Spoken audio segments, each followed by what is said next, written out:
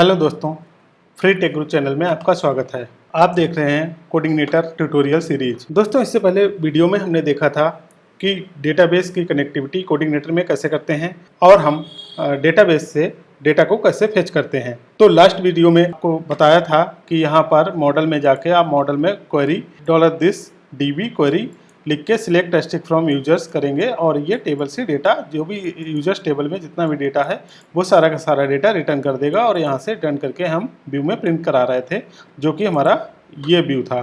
Employ data हमने लिया था और ये डेटा पूरा हमारे डेटाबेस से आ रहा था। तो दोस्तों, यहाँ पर क्या है, हमने डायरेक्ट क्वेरी लिखी थी। तो ये सही तरीका नहीं होता है किसी भी फ्रेमवर्क में क्वेरीज को लिखने का। तो कोडिंगनेटर में हम ऐसा क्यों नहीं करते हैं, या किसी भी फ्रेमवर्क में हमें डायरेक्ट क्वेरी क्यों नहीं लिखना चाहिए? क्योंकि सपोज करो आज आप MySQL से कनेक्ट करा रहे हो, कल को आपको इसको Oracle से कराना है या SQL सर्वर से कनेक्ट कराना है, तो आपको प्रॉब्लम हो जाएगी और सारी की सारी क्वेरी हमें चेंज करनी पड़ेंगी। तो इसके लिए फ्रेमवर्क में कुछ एक्टिव रिकॉर्ड क्लासेस आती हैं, उनके थ्रू हम काम कर सकते हैं और वो ग्लोबली क्वेरी को जनरेट करते हैं जिस भी डेटाबेस से हम कनेक्ट करते हैं। तो इस वीडियो में हम सीखेंगे कि एक्टिव रिकॉर्ड क्लासेस क्या होती हैं कोडिंगनेटर में और वो कैसे काम करती हैं, उनके थ्रू हम क्वेरीज को कैसे क्रिएट करेंगे। तो आइए स्टार्ट करते हैं। तो दोस्तों, स्टार्ट करने से पहले अगर अभी तक आपने हमारे चैनल को सब्सक्राइब नहीं किया है तो प्लीज़ इसे सब्सक्राइब कर लें। तो दोस्तों, सबसे पहले हम वेबसाइट पर चलते हैं, कोडिंगनेटर की वेबसाइट पर चलते हैं और यहाँ पर आप देखेंगे कोडिंगनेटर की वेबसाइट में जाने के बाद ये आर्टिकल आपको मिलेगा, एक्टिव रिकॉर्ड क्लासेस। यहाँ इन्होंने दिया हुआ है कि सिलेक्ट क्वेरी जनरेट करना है तो कैसे करेंगे, इंसर्ट, अपडेट, डिलीट, और ये सारा का सारा डेटा यहाँ पर आप देख सकते हैं कि किस टाइप से हम क्वेरी को लिखते हैं। जैसे इसको हम देखते हैं $db गेट, ये एक गेट मेथड को इन्होंने कॉल किया है और गेट मेथड के थ्रू जो माई टेबल है, माई टेबल के अंदर का जितना भी डेटा है वो हम यहाँ फेच कर सकते हैं। अगर इस सिंटैक्स को हम रन कराएंगे तो हमें क्वेरी क्या जनरेट करेगा, ये select stick from my table. तो आइए इसको एक प्रोग्राम के थ्रू देखते हैं। तो यहाँ के लिए अभी लास्ट वीडियो में हमने जो सीखा था वो क्वेरी के थ्रू ये डेटा आ रहा था। रिफ्रेश करके दिखा देता हूँ मैं। यहाँ पर डेटा आ रहा था, जो डेटाबेस ओपन कर लेता हूँ। तो यहाँ पर मैंने डेटाबेस ओपन कर लिया है। यहाँ पे आप देखिए जो 3 डेटा, यहाँ पे 3 रोज हमने यहाँ पे इनपुट किया था, वो डेटा हमें यहाँ पर मिल रहा है। तो इसको हम अब एक्टिव रिकॉर्ड क्लासेस के थ्रू फेच करते हैं। तो प्रोग्राम पर चलते हैं। प्रोग्राम पे यहाँ पर इसको कमेंट कर देते हैं।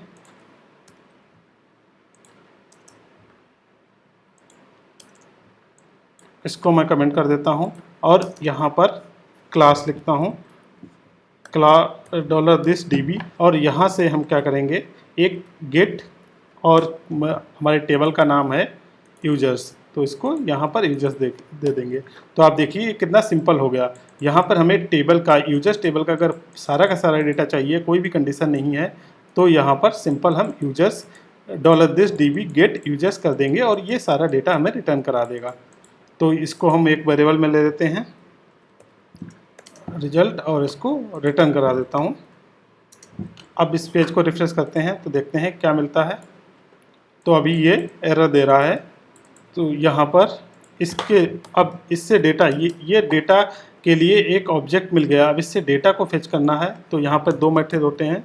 एक होता है रिजल्ट, सारा डेटा निकालने के लिए रिजल्ट अंडरस्कोर एरे, जो कि एक एसोसिएटिव एरे देता है, ये मेथड हो गया। एक सिंपल रिजल्ट भी होता है, ठीक है। तो इन दोनों को हम यूज कर सकते हैं। तो यहाँ पर मैं रिजल्ट एरे यूज कर रहा हूँ, रिजल्ट एरे, और अब देखते हैं, रिफ्रेश करते हैं इसको तो देखते हैं क्या होता है। तो देखिए यहाँ पे सारा का सारा डेटा मिल गया।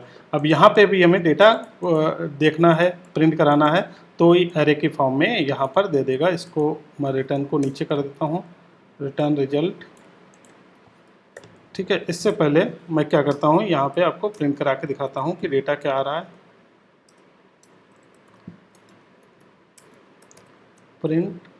प्रिंट आर करेंगे और इसको कर देंगे और यहाँ पर डाई कर देंगे।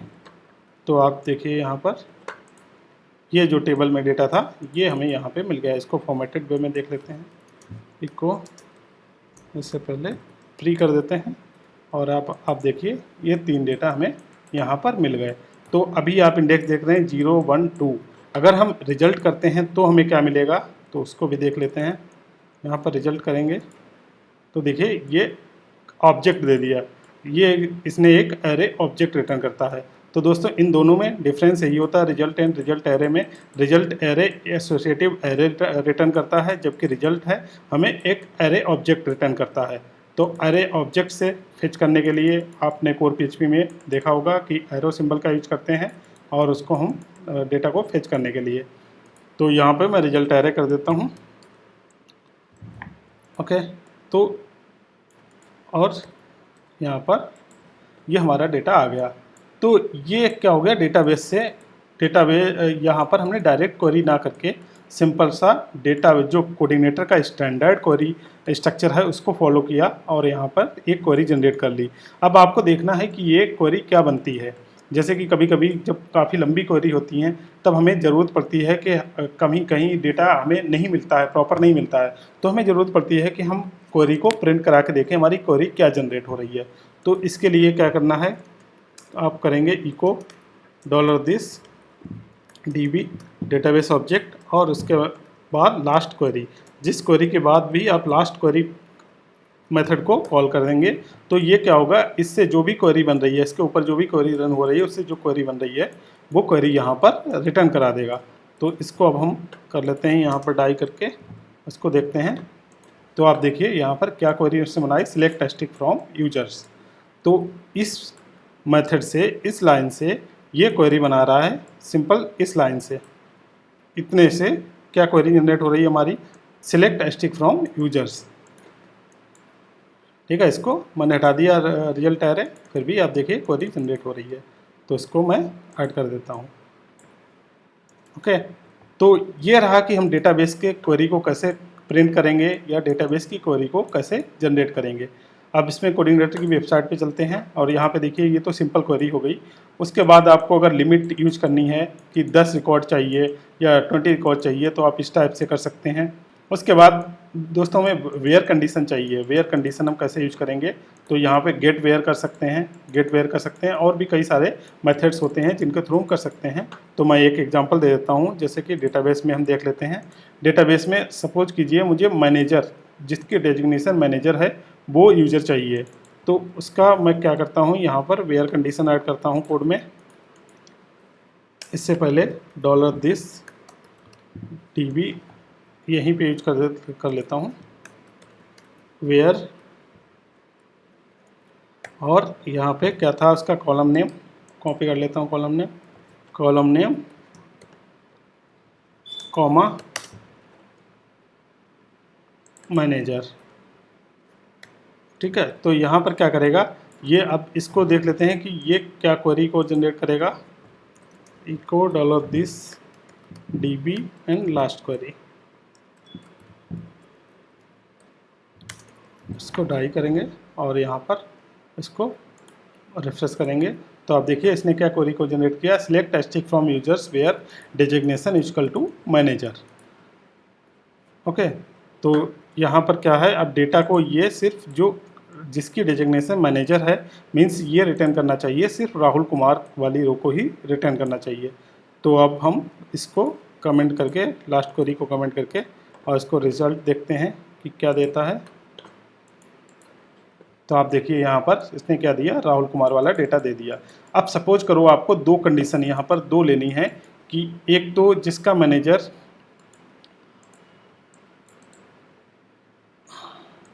यहाँ पर अगर सपोज करो मैनेजर नाम से दो, एक मैं और मैनेजर नाम का ऐड कर देता हूँ फॉर सुनील कुमार, और उसका डेजिग्नेशन मैं सेम कर देता हूँ मैनेजर और सैलरी 60,000। ओके, तो अभी आप देखिए यहाँ पर मैंने, अब मैनेजर दो हो गए, तो यहाँ पर ये दो डेटा रिटर्न करेगा। एक मिनट, इसको इंसर्ट कर देता हूँ, तो ये इंसर्ट हो गया। अब यहाँ पर देखिए दो, अब मैं चाहता हूँ सिर्फ हमारा सुनील कुमार वाला ही हमें देखना है, हमें ये वो डेटा निकालना है जिसका डेजिग्नेशन मैनेजर हो बट सैलरी 60,000 हो या उससे ज़्यादा हो। तो यहाँ पर क्या करेंगे, हम कैसे करेंगे यहाँ पर, तो आप देखिए यहाँ पर अभी मैंने एक सिंगल कंडीशन के लिए लिया है वेयर क्लास, तो यहाँ पे कॉमा, कॉलम नेम, कॉमा, उसकी वैल्यू, बट यहाँ पे दो हैं तो हम दो के लिए क्या करेंगे, यहाँ पर अरे का यूज कर लेंगे, अरे, और यहाँ पर अरे है तो यहाँ पर वैल्यू के लिए ये अरे की हो गई, कॉलम नेम एंड कॉलम की वैल्यू। अब दूसरा मैं कॉलम करता हूँ, दूसरा कॉलम का क्या नाम है, यहाँ से कॉपी कर लेता हूँ,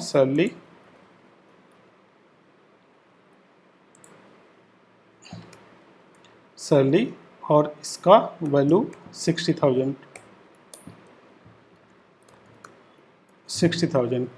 तो अब इसको क्वेरी को प्रिंट कराते हैं। तो आप देखिए यहाँ पर क्या दिया उसने, दो एंड कंडीशन में आ गया, select stick from users where designation equal manager and salary equal to 60,000। तो ये डेटा क्या निकाल के देगा, तो इसको हम देखते हैं। ये देखिए इसने क्या दिया, सुनील कुमार वाला सिर्फ रिकॉर्ड निकाल के हमें दे दिया। तो इस टाइप से हम कंडीशन लगाते हैं। इस क्वेरी को लिखने का दूसरा तरीका भी होता है, तो इसको कैसे करते हैं, तो इसको मैं कमेंट कर देता हूँ और फिर से मैं दूसरा लिखता हूँ, this db select strict. Okay, मुझे क्या चाहिए, वो सारा डेटा चाहिए, ये यहाँ पर मेंशन कर दिया। उसके बाद मैं क्या करता हूँ, यहाँ पे फ्रॉम, यहाँ पर टेबल नेम आप ले लीजिए, टेबल नेम हो गई। ओके, और यहाँ पे $this db गेट। ओके, ये गेट मेथड, अब यहाँ पे आप देखिए गेट मेथड में मैंने कुछ भी पास नहीं किया है, क्योंकि मैं फ्रॉम में ऊपर, इसके ऊपर लाइन में फ्रॉम में दे सका हूँ कि किस टेबल से हमें फेच करना है, इस टेबल से फेच करना है, यूजर्स टेबल से। ओके, तो यहाँ पे एक वेरिएबल में ले लेता हूँ रिजल्ट डेटा। ओके, और यहाँ पर क्या है, अब रिजल्ट डेटा के अंदर जितना भी है एक ऑब्जेक्ट, डेटाबेस का ऑब्जेक्ट आ गया। अब यहाँ से डेटा को हमें रो में निकालना है, तो इसको कैसे करेंगे, इसको यहाँ पर हम कोई भी, ये जो हमने यूज किया था रिजल्ट एरे या रिजल्ट, कोई भी मेथड यूज कर सकते हैं। और इसको मैं इनपुट करा देता हूँ रिजल्ट में, रिजल्ट वेरिएबल में स्टोर करा दिया। अब आप देखिए सेम क्वेरी जो पहले हमने बनाई थी, select stick from table name, वो क्वेरी इस लाइन इनसे भी बन जाएगा, और ये भी एक स्टैंडर्ड कोऑर्डिनेटर फॉर्म है। तो यहाँ से भी हम कर सकते हैं, क्योंकि आपको जब लंबी क्वेरी बनानी होती हैं तो आप इसी टाइप से करेंगे, यहाँ पे इस टाइप से नहीं कर सकते हैं। जैसे कि यहाँ पर तो अभी एंड कंडीशन में आ रहा है, आप सपोज करो कि आपको कुछ डेटा कुछ कंडीशंस और कंडीशन में लेनी है, तो आप कैसे करोगे, वो आप इसके थ्रू नहीं कर सकते, तो आपको इस टाइप से ही करना पड़ेगा। वो मैं अभी आपको बताता हूँ। इसको देख लेते हैं क्या रिटर्न करता है। तो आप देखिए इसने 4 रिकॉर्ड जो हमारे डेटाबेस में हैं, तो टोटल 4 रिकॉर्ड रिटर्न करा दिए। अब कंडीशन के लिए आप क्या करेंगे, इसके बाद सिंपल यहाँ पर कीजिए $this db वेयर।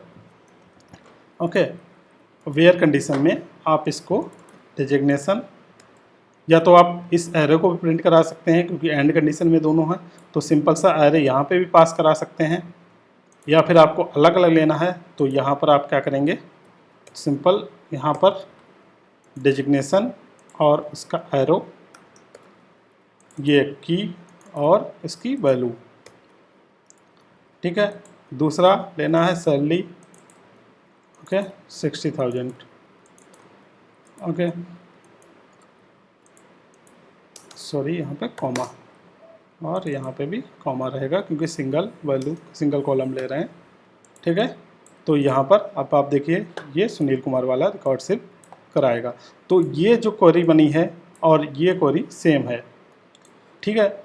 उसके बाद आप सोचिए कि इसको सैलरी मुझे क्या करना है, यहाँ पर जिसकी सैलरी, मुझे वो मैनेजर्स चाहिए जिनकी सैलरी 55,000 या उससे अबव हो। तो आप क्या करेंगे, तो यहाँ पर आपको लगाना है ग्रेटर देन इक्वल टू 55,000। तो आप देखिए यहाँ पर ये हमें क्या मिलना चाहिए, 2 रिकॉर्ड मिलना चाहिए, राहुल कुमार एंड सुनील कुमार। तो इसको हम रन कराते हैं। तो आप देखिए यहाँ पर इसने दे दिया।